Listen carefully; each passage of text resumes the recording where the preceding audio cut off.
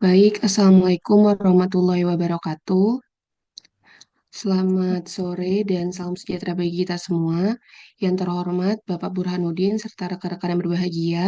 Hari ini kami dari kelompok 7 akan mempresentasikan materi mengenai teknik pembuatan imunohistokimia.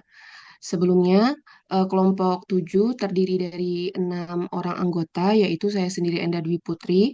Yang kedua, KRI Inta Lini Pelangitoria.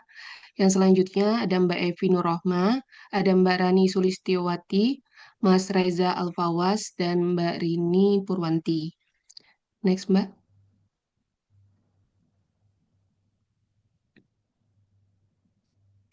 Baik, sebelum ke pemeriksaan pembuatan sediaan imunohistokimia itu sendiri, eh, ada beberapa perbedaan antara imunohistokimia, Western blot, dan juga ELISA.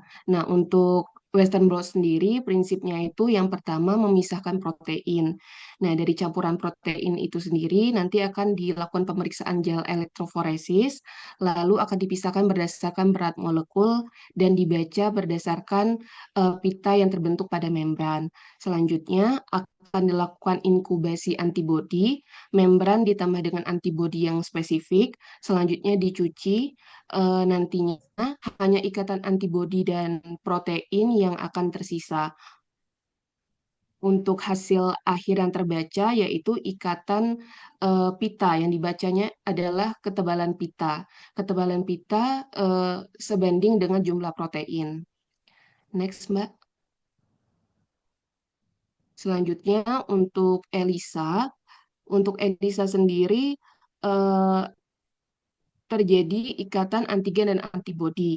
Jadi solid fase yaitu berlapis antigen atau antibodi ditambah dengan sampel analit, selanjutnya akan terbentuk ikatan. Nah, setelah itu akan dilakukan pencucian, komponen yang tidak berikatan akan terbuang, selanjutnya akan terjadi reaksi warna dengan yang dilakukan dengan tambah konjugat dan substrat, lalu reaksi warna akan terbentuk sesuai dengan kadar analit. Selanjutnya, untuk prinsip imunohistokimia sendiri, yang pertama terjadi ikatan antigen antibodi. Antigen pada jaringan akan ditambah dengan primary antibody akan menjadi secondary antibody berlabel. Selanjutnya akan terjadi reaksi enzim di mana secondary antibody tadi ditambah dengan substrat akan membentuk warna coklat yang muncul.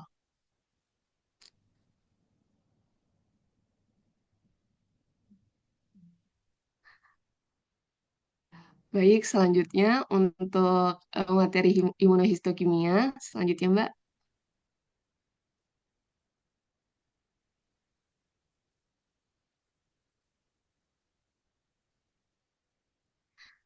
Jadi antigen target pada IHC, eh, sitoplasma, nuklear, membran sel, protein, dan lipid merupakan biomarker dari pemeriksaan karsino karsinoembryonic antigen atau CEA, sitokeratin karsinoma dalam beberapa sarkoma, CD15, CD30, CD45, limfoma Hodgkin, CD20, CD3, CD79A, KI67, limfoma non-Hodgkin, sel B atau sel T atau NK, CD20 tinggi pada limfoma sel B, CD3 tinggi pada limfoma sel T. Alfa fetoprotein yaitu tumor York-Sac dan karsinoma hepatoseluler. CD117 gastrointestinal stromal tumor. CD10 yaitu renal cell carcinoma dan akut lymphoblastic leukemia. Selanjutnya untuk prostat spesifik antigen atau PSA yaitu prostat cancer estrogen dan progesteron staining untuk identifikasi tumor.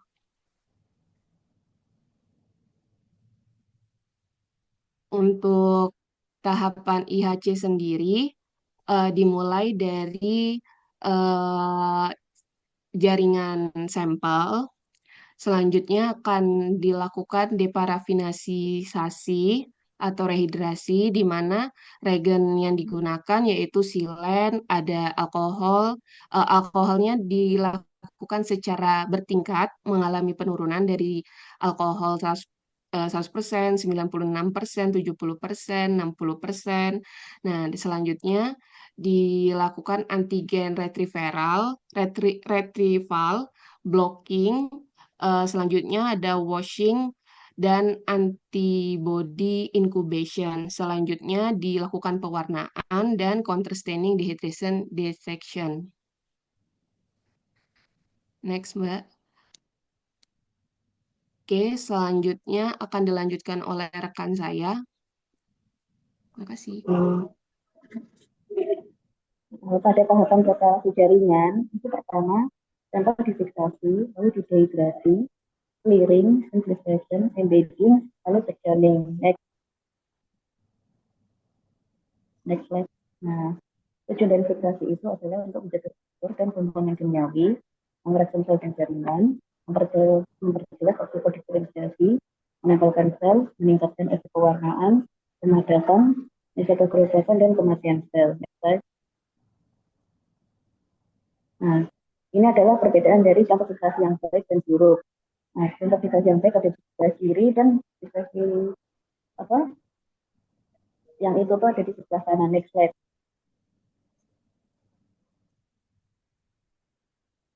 Nah, prinsip-prinsip dari proses fiksasi yaitu adalah riset pertama denaturasi itu adalah mengkomposisi dan menstabilkan jaringan dengan menghilangkan ikatan dihidupkan pada molekul protein.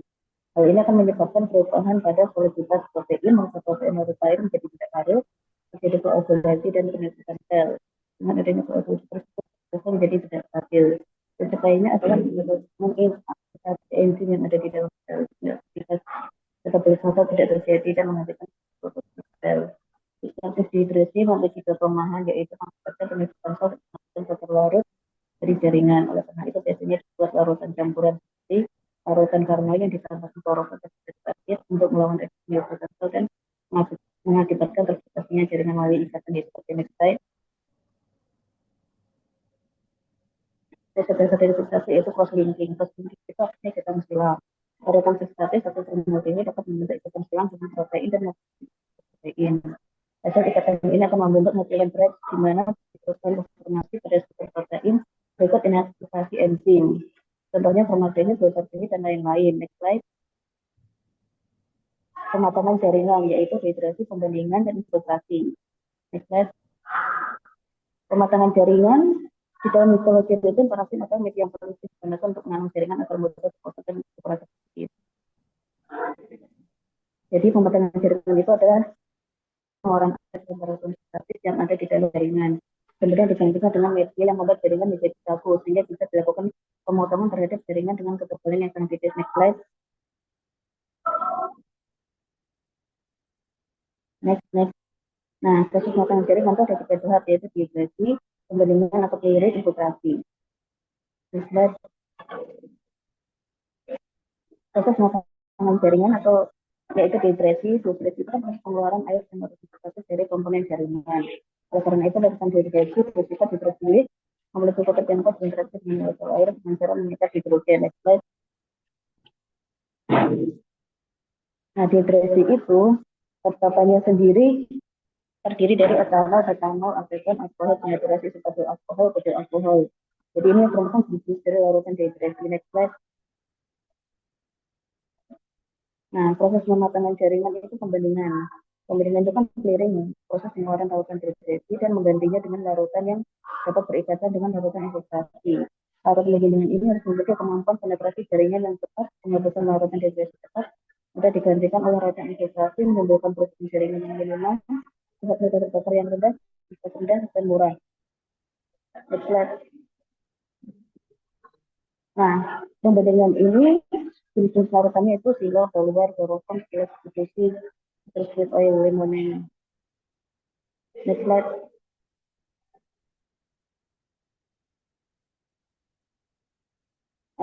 Next slide. Selanjutnya akan dilanjutkan oleh rekan saya. Makasih. Selanjutnya yaitu proses pematangan jaringan.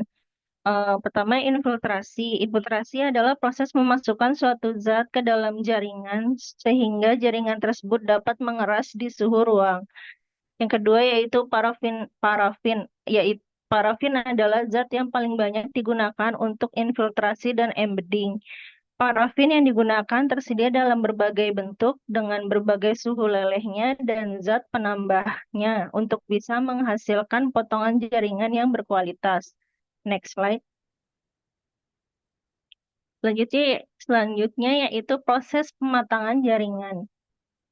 Eh, Pada tahap ini, lilin parafin adalah media yang paling sering digunakan untuk infiltrasi dan penanaman jaringan di laboratorium histopatologi.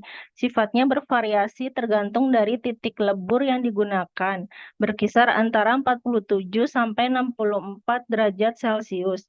Lilin parafin meresapi jaringan dalam bentuk cair dan membeku dengan cepat saat didinginkan. Jaringan dibenamkan dalam parafin, kemudian membentuk matriks. Hal ini mencegah kerusakan struktur jaringan selama pemotongan. Next slide. Selanjutnya yaitu penanaman jaringan atau embedding. Penanaman jaringan setelah proses infiltrasi dengan parafin cair atau proses pematangan jaringan, maka selanjutnya adalah tahap embedding atau penanaman jaringan pada base mold. Jaringan diambil dari kaset dan ditempatkan pada base mold, kemudian dituangkan parafin cair yang sejenis dengan parafin yang digunakan pada proses infiltrasi. Next slide. Selanjutnya yaitu proses penanaman jaringan. Pertama, tuang parafin cair secukupnya ke dalam base mold, kemudian posisikan jaringan sesuai dengan yang diharapkan. Kemudian dinginkan dasar dari base mode sehingga posisi tidak terjadi perubahan. Kemudian tutup dengan kaset jaringan. Lalu tuangkan parafin cair kembali hingga batas maksimal. Kemudian dinginkan dengan kondisi alas base mode yang dingin.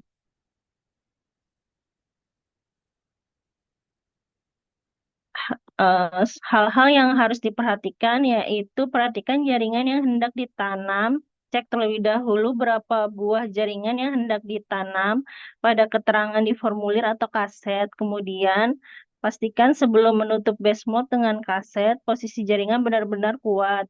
Lalu pastikan kaset yang hendak digunakan untuk tutup base mode dalam kondisi panas sehingga parafin dipastikan mengalir melalui seluruh celah. Lalu lakukan teknik penanaman jaringan secara cepat sehingga parafin tidak membeku.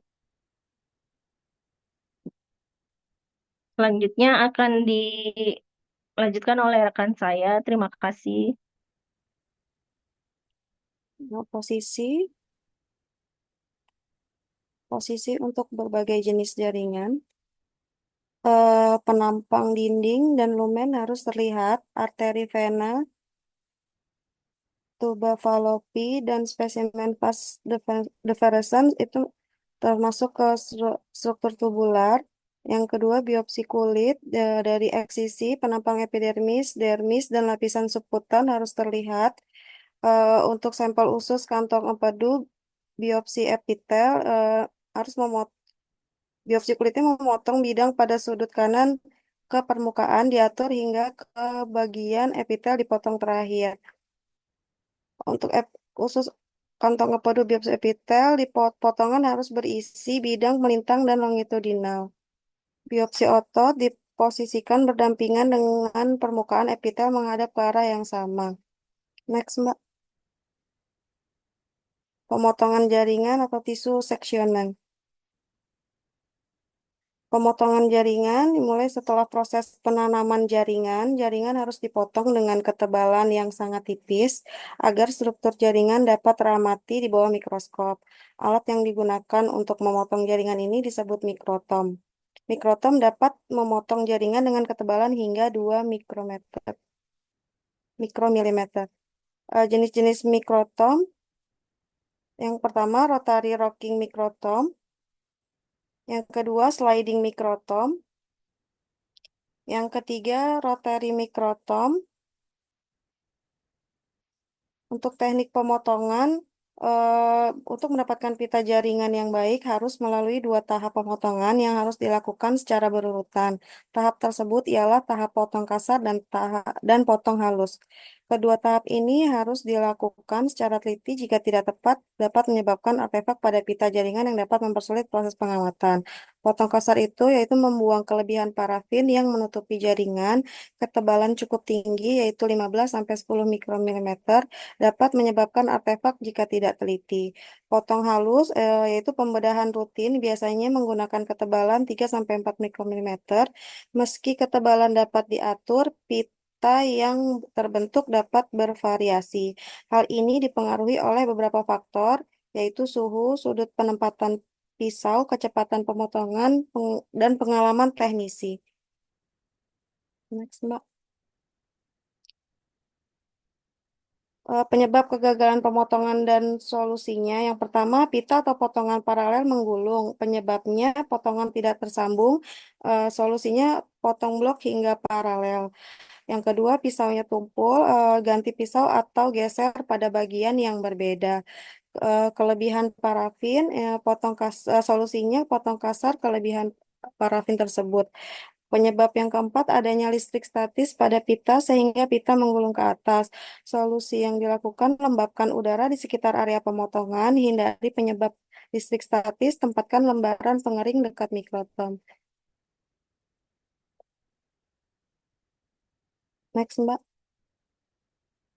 Penyebab kegagalan pemotongan dan solusi masih lanjut. Yang pertama, yang kedua, yang ketiga, potongan tidak akan membentuk pita. Penyebabnya parafin terlalu keras untuk dipotong. Solusi yang dilakukan, tanam ulang pada titik leleh parafin yang lebih rendah. Yang kedua, robek di tengah pita. Solusi yang dilakukan, bersihkan pisau dari sisa parafin dengan kain yang diberi sedikit silol. Yang ketiga, sudut pemotongan kurang tepat. Solusi yang dilakukan, atur ulang sudut pemotongan.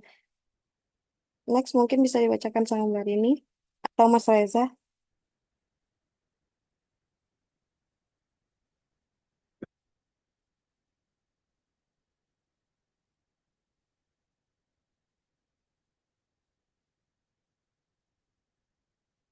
Reza ada Mas Reza. Oke, berikutnya next Mbak. Ini ya.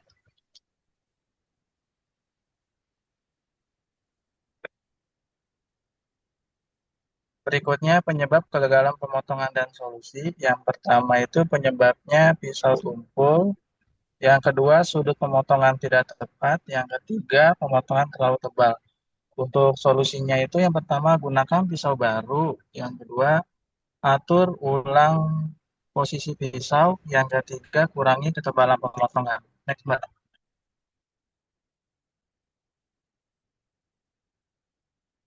Berikutnya deparafinisasi, yaitu proses untuk menghilangkan parafin sebelum proses pewarnaan. Bagian jaringan harus dilakukan proses deparafinisasi dan dilakukan terlebih dahulu dengan silo dan kemudian dicuci dalam pengenceran etanol bertingkat untuk menghilangkan pelarut organik dan parafin yang ada di dalam jaringan.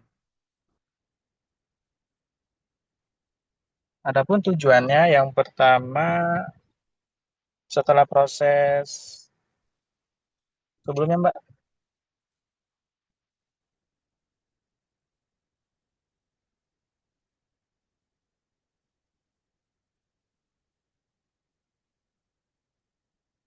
ikutan staining IHC. Staining IHC itu pada umumnya dilakukan dengan dua cara. Yang pertama fluorescence, yang kedua chromogenik. Next Mbak.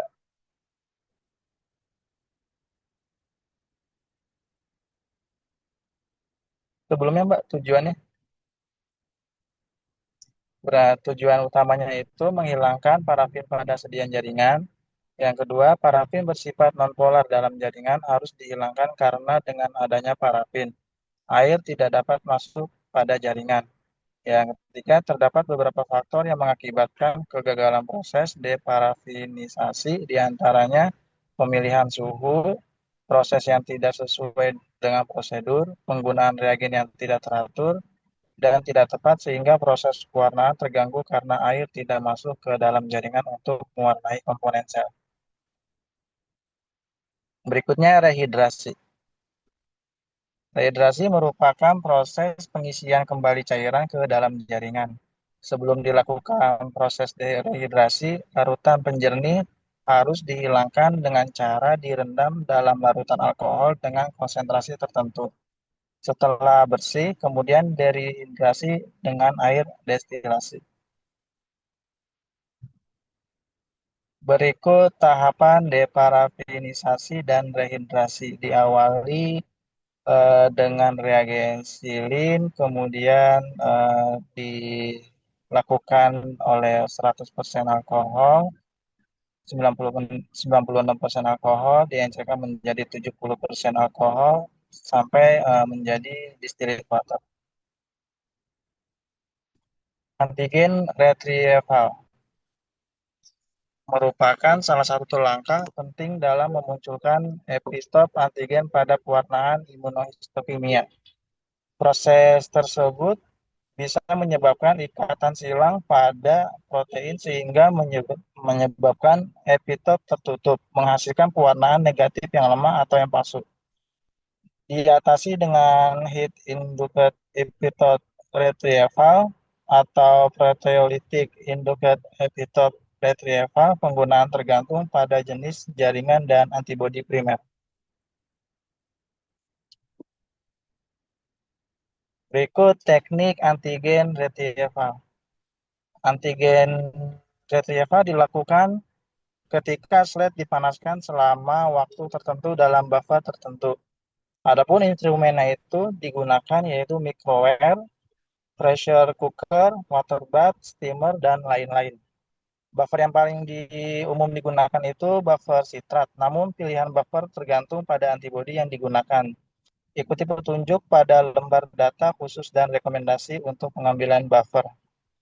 Sebagai aturan praktis, buffer EDTA bekerja lebih baik ketika menggunakan antibodi terhadap fosfotirosin. Yang kedua ada proteolytic induced epitope retrieval.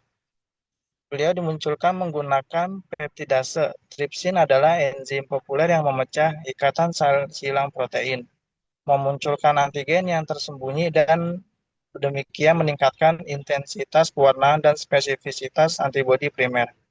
Cara kerjanya, siapkan tripsin dan panaskan terlebih dahulu hingga 37 derajat Celcius. Pipet larutan enzim ke bagian tersebut, kemudian ditempatkan slide dalam wadah yang dilembabkan di dalam inkubator dengan suhu 37 derajat Celcius. Setelah 15 menit, keluarkan slide dari inkubator, kemudian pindahkan kerak dalam wadah dengan air keran. Kemudian bilas dengan air mengalir selama 3 menit. Kemudian dalam proses tersebut dilanjutkan dengan pewarnaan imunohistokimia. Enzim lain yang dapat digunakan itu proteinase, pepsin, protease, atau pronase. Berikut dijelaskan oleh Mbak Rini. Ini perbandingan antara Here dan Pierre ya. Keuntungannya yang Here ini pemulihan epitop yang smooth, sedangkan Pierre ini untuk epitopnya sulit dimunculkan. Lalu kerugiannya pada Here tidak ada dampak pada morfologi sel, sedangkan Pierre itu berdampak dan merusak. Terus merupakan metode yang keras juga. Lalu kesulitannya pemunculan tidak sama karena pemanasannya tidak sama pada Here. Kalau pada Pierre itu harus dikalibrasi konsentrasinya. Untuk pH pada Here biasanya pH 6 menggunakan sitrat, pH 9 menggunakan tris EDTA, sedangkan Pierre biasanya pada pH 7,4. Waktu inkubasi pada Here sekitar 20 menit, sedangkan pada Pierre lebih cepat yaitu sekitar 10 menit. Untuk suhu pengerjaannya Here itu sekitar 100 derajat Celcius, sedangkan Pierre 37 derajat Celcius.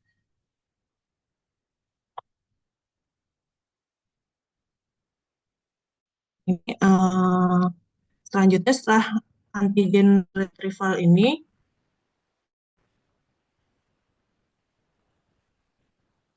pada tahapan IHC ini setelah antigen retrieval akan dilakukan blocking. Nah, fungsi blocking ini adalah untuk mengeliminasi zat-zat yang akan mengganggu pewarnaan.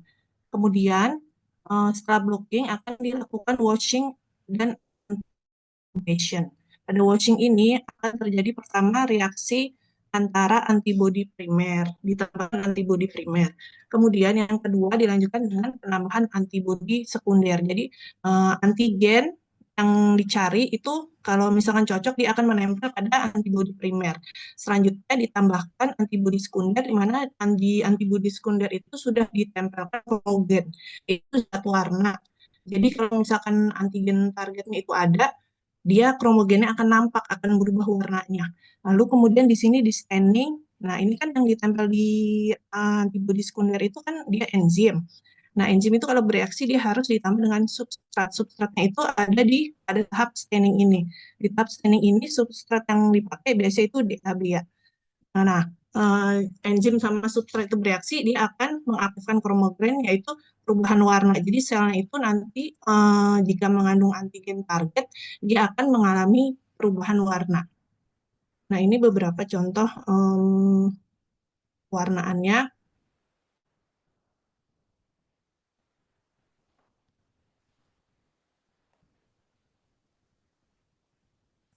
Nah, di sini contoh pewarnaan yang positif ini kan menggunakan kromogen tadi DAB ya untuk ekspresi protein Ki67.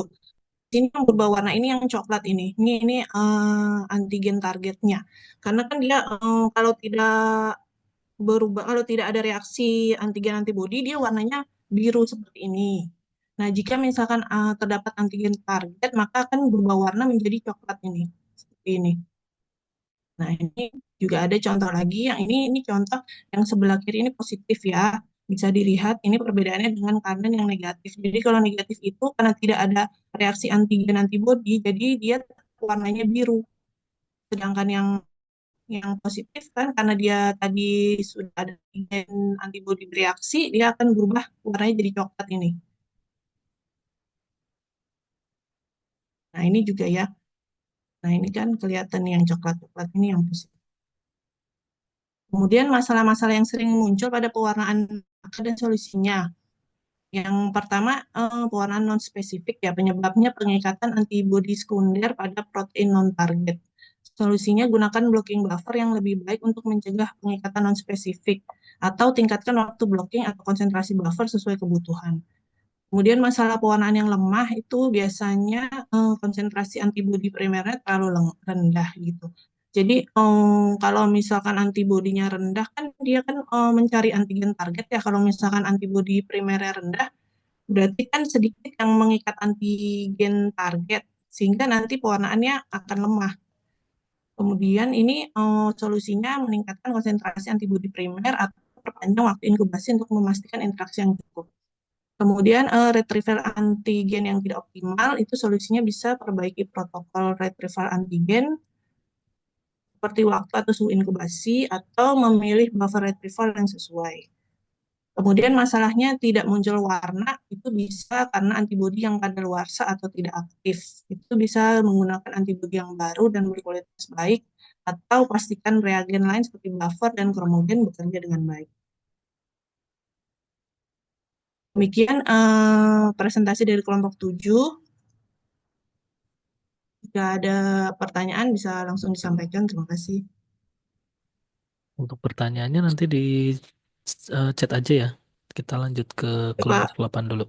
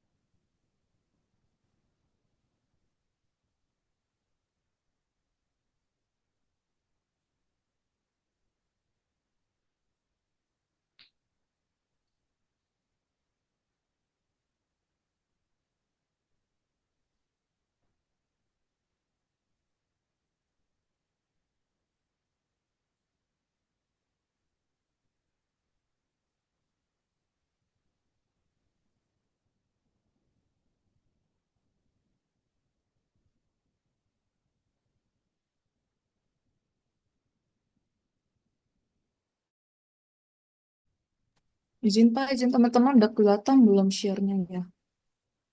Sudah. Ya. Oke.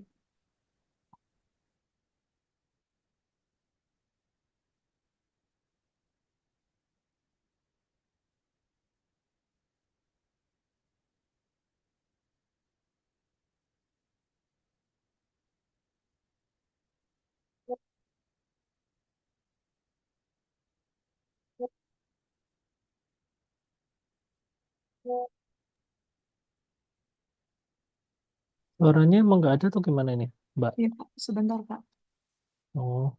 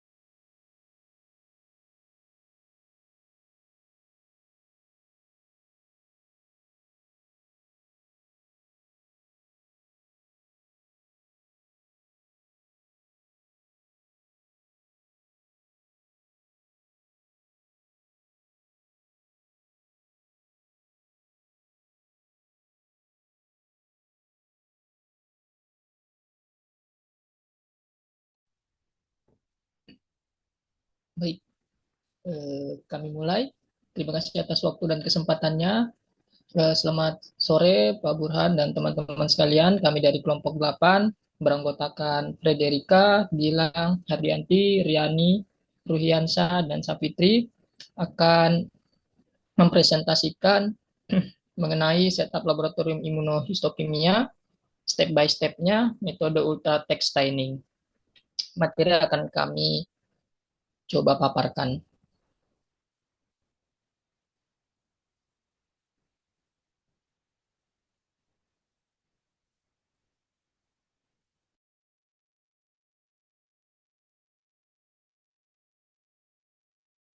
Saya mulai dari laboratorium histokimia.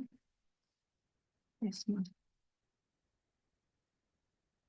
Laboratorium patologi anatomi merupakan laboratorium khusus untuk mendiagnosa penyakit melalui materi biologi yang berasal dari organ jaringan, sel, atau cairan melalui proses sistematik tertentu.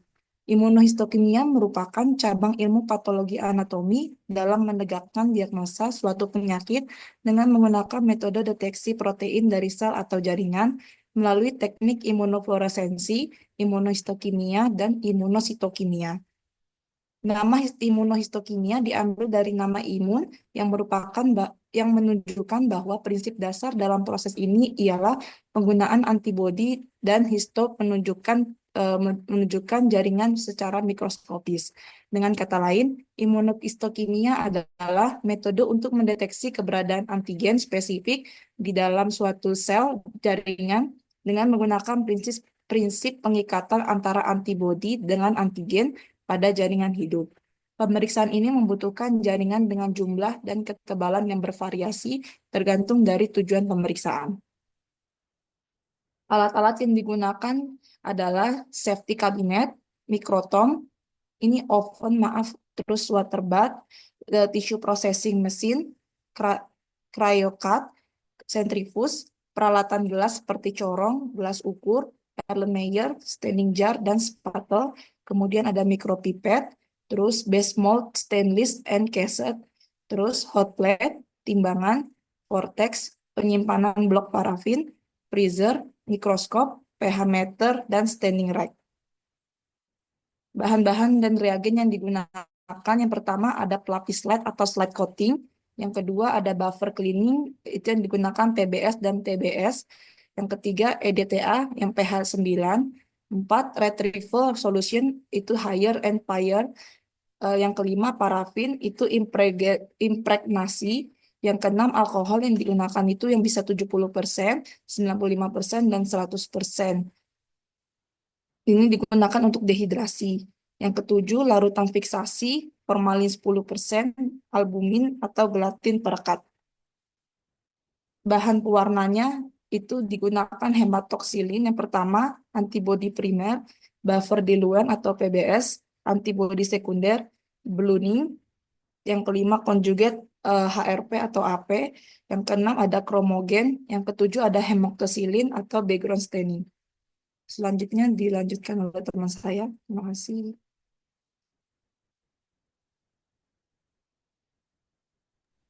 Baik, selanjutnya adalah step by step ultratext staining-nya adalah alatnya, mikrotom, cryostat, objek glass, slide warmer, kaca penutup, wadah pewarnaan, rak pengecatan, pH meter, water bath, termometer, pipet tetes, mikroskop, mikropipet 1000 dan 50 mikrolit, kemudian bahannya adalah formalin 10%, kemudian nitrogen cair, parafin, silol, alkohol absolut 96 dan 70%, PBS buffer 7,4, H2O2 3%, tris EDTA pH 9, Aquades, BSA 5%, antibody primer, Ultratech antipolivalent, reagen Bluing dan Entelan.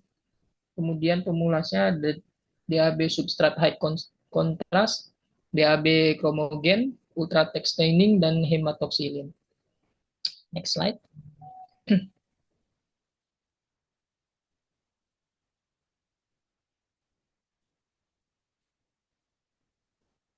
Kemudian deparafinisasi adalah proses melunturkan parafin dari permukaan sel jaringan menggunakan silol sebanyak 3 kali, masing-masing 5 menit. Preparat jaringan tertanam parafin dikeringkan dan dihangatkan dengan slide warmer. Untuk dehidrasi adalah proses penarikan air ke dalam jaringan menggunakan alkohol dengan penurunan konsentrasi dari alkohol absolut ke konsentrasi yang kecil. Masing-masing 4 menit, kemudian dibilas Aquades. Kemudian blocking peroksidasenya ditambahkan H2O2 3%, lalu diinkubasi pada suhu kamar selama 10 menit. Pembilasan dengan PBS merupakan larutan fisiologis bersifat isotonik dan tidak beracun terhadap sel pH yang digunakan 7-8. Tujuan untuk menjaga kadar pH dan mempertahankan osmolitas sel. Selanjutnya akan dibacakan oleh rekan saya. Selanjutnya antigen retrieval. Pada proses ini penting untuk meningkatkan sensitivitas dan spesifitas dalam pewarnaan imunohistokimia dan memastikan antibodi dapat mengenali antigen dengan lebih baik. Antigen retrieval adalah proses perlakuan jaringan embedding formalin fix dengan enzim proteolitik atau memanaskannya dalam berbagai larutan buffer untuk mengekspos antigen. Tujuan antigen retrieval adalah meningkatkan intensitas pewarnaan dengan membuka epitop yang tertutup pada jaringan yang ditanam dalam formalin dan parafilm dan mencegah pewarnaan negatif lemah atau palsu. Selanjutnya, proses antibody primer estrogen dan progesteron, yaitu dengan menambahkan antibody primer IR dan PR lalu inkubasi 30-45 menit. Kemudian dicuci dengan PBS, yaitu fosfat buffered salin, dengan pH 7,4 sebanyak 2 kali, masing-masing 4 menit. Selanjutnya tahap conjugate,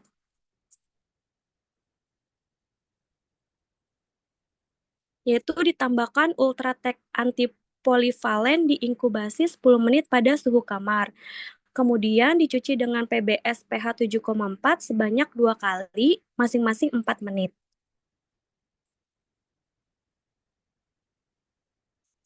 Selanjutnya akan dijelaskan oleh rekan saya.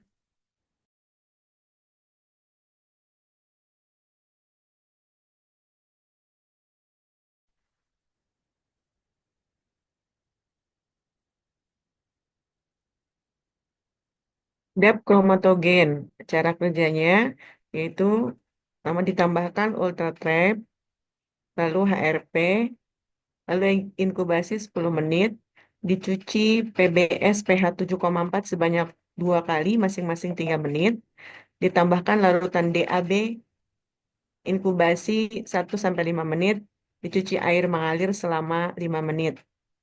Selanjutnya, counter stain dengan hematoksilin. Cara kerjanya ditambahkan hematoksilin inkubasi selama 2-3 menit. Dicuci air mengalir 3 menit. Direndam bluing reagen 5-10 menit. Dicuci air mengalir. Ditambahkan dehidrasi dengan alkohol bertingkat masing-masing 4 menit. Dilakukan clearing dengan silol. Kemudian dilakukan mounting dengan entelan dan ditutup cover glass.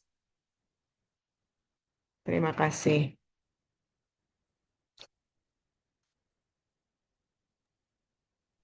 Terima Oke, kasih. baik ini Demikian. berarti tidak ada yang bertanya ya. Di chat nggak ada yang bertanya nih.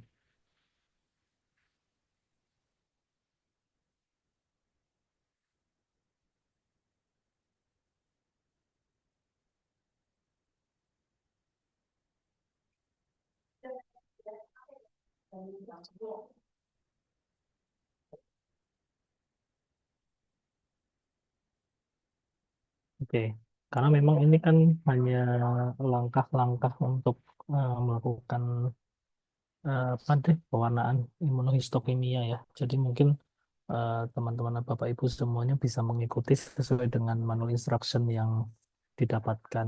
Untuk yang ini tadi mungkin kita mencontohkan untuk manual instructionnya menggunakan pewarnaan IR atau PR pada kasus breast cancer ya. Mungkin nanti kalau misalkan antibodinya lain, berarti menggunakan antibodi yang lain atau kanker yang lain, menggunakan biomarker yang lain, sehingga untuk inkubasinya juga akan berbeda, waktunya akan berbeda, suhunya akan berbeda, konsentrasi atau pengencerannya juga berbeda. Nah, ini mungkin yang akan berbeda-beda. Tinggal nanti Bapak Ibu semua ikuti langkah kerjanya sesuai dengan manual instruction yang diberikan dari antibodi yang digunakan. Gitu sih sebetulnya untuk fokusnya kelompok 7 dan 8 ini gitu ya. Eh dari ini nggak ada yang mau ditanyakan lagi ya, berarti ya.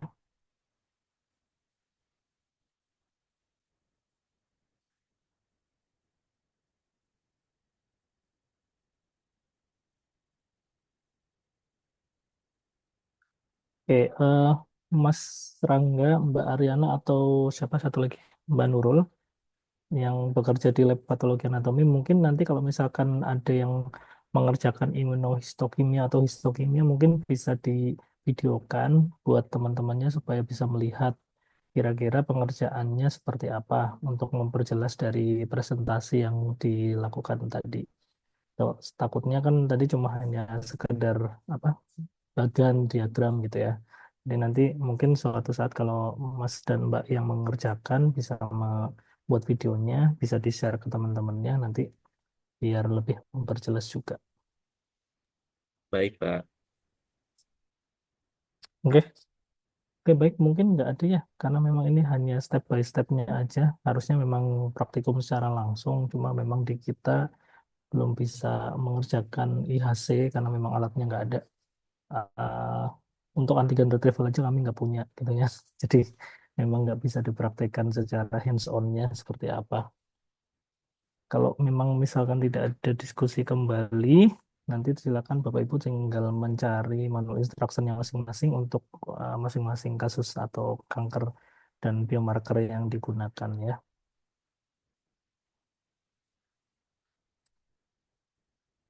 Kalau begitu kita assess dulu.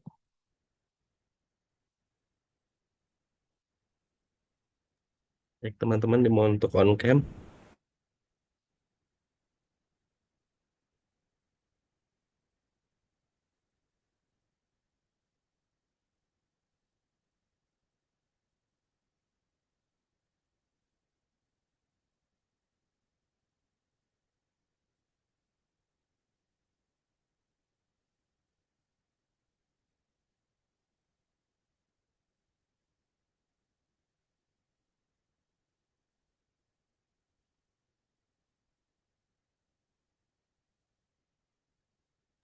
Baik, sudah selesai, Pak.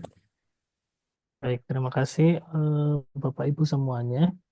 Kita bertemu insya Allah di minggu depan. Kalau nggak salah itu materinya UTS.